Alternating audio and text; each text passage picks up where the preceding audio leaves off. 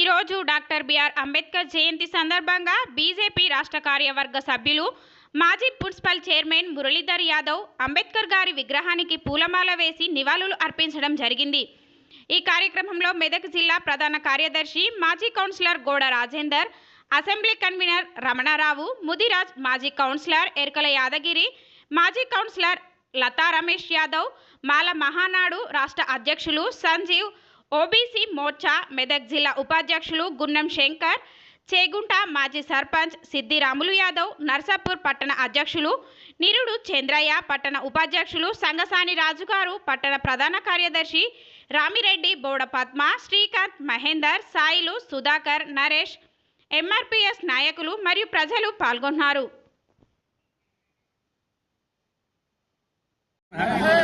బాబాసాహెబ్ అంబేద్కర్ ఈరోజు నర్సాపూర్ పట్టణం లోపల చిల్డ్రన్ పార్క్ లోపల డాక్టర్ బాబాసాహెబ్ అంబేద్కర్ యొక్క 134వ జయంతి కార్యక్రమాన్ని నిర్వహించుకుంటున్నాం.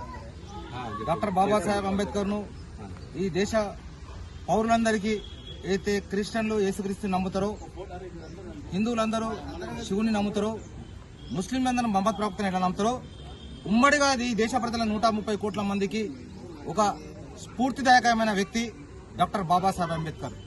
ఈరోజు డాక్టర్ బాబాసాహెబ్ అంబేద్కర్ ఆ రోజు ఈ దేశం యొక్క రాజ్యాంగాన్ని రాసిండు కాబట్టి, రాజ్యాంగాన్ని మార్గదర్శనం చేసింది కాబట్టి ఈరోజు ప్రపంచం లోపల భారతదేశం యొక్క ప్రపంచం లోపల 3వ ఆర్థిక శక్తిగా ఎదుగుతుందంటే దానికి ఏదైతే డాక్టర్ బాబాసాహెబ్ అంబేద్కర్ రాసిన రాజ్యాంగం కారణం చేతనే ఈరోజు ప్రపంచం లోపల మనం తల గర్వెత్తుకొని తిరుగుతున్నాం. ఎందుకంటే ఈ దేశంలో నరేంద్ర మోడీ గారు వచ్చిన తర్వాత ఒక సామాన్యమైన వ్యక్తి ఈరోజు గ్రామ స్థాయిలో సర్పంచ్ గాని, గ్రామ స్థాయిలో సామాన్యులు ఈరోజు ప్రజానాయకులుగా, ప్రపంచ నాయకులుగా ఎదుగుంటే ఆ రోజు బాబాసాహెబ్ అంబేద్కర్ రాసిన రాజ్యాంగం కారణం చేతనే ఈరోజు అతి సాధారణమైన వ్యక్తులు ఈ దేశాన్ని శాసిస్తా ఉన్నారు. ఈ అతి సాధారణ వ్యక్తులు గ్రామాల్లో కూడా సర్పంచులు అవుతున్నారు. ఏదైతే సామాజిక స్పృహ ఆ రోజు కుల వివక్ష ఉన్నప్పుడు కూడా ఎన్ని కష్ట నష్టాల కోర్చి కూడా ఈరోజు బాబాసాహెబ్ అంబేద్కర్ ఎన్ని అవమానాలు పొందినప్పుడు కూడా నేను ఈ దేశ ప్రజల కోసం పోరాడతా, ఈ దేశ ప్రజలు నా కుటుంబం అని చెప్పి ఆ రోజు అన్ని అవమానాలు చెందిన ఆయన గొప్ప చదివినప్పుడు కూడా ఈ దేశ ప్రయోజనం కోసం ఆ రోజు పోరాడింది కాబట్టి ఆయనను కాంగ్రెస్ పార్టీ ఈ దేశం లోపల ఓడించింది. ఒకసారి పార్లమెంటుకు నిలబెడితే అయినప్పుడు కూడా దానికి కలత చెందకుండా ఆయన దేశ ప్రజల కోసం పోరాడింది కాబట్టి ఈరోజు మనం అందరం కూడా బాబాసాహెబ్ అంబేద్కర్ లో అడుగు జాడలు నడవాల్సిన అవసరం ఉంది.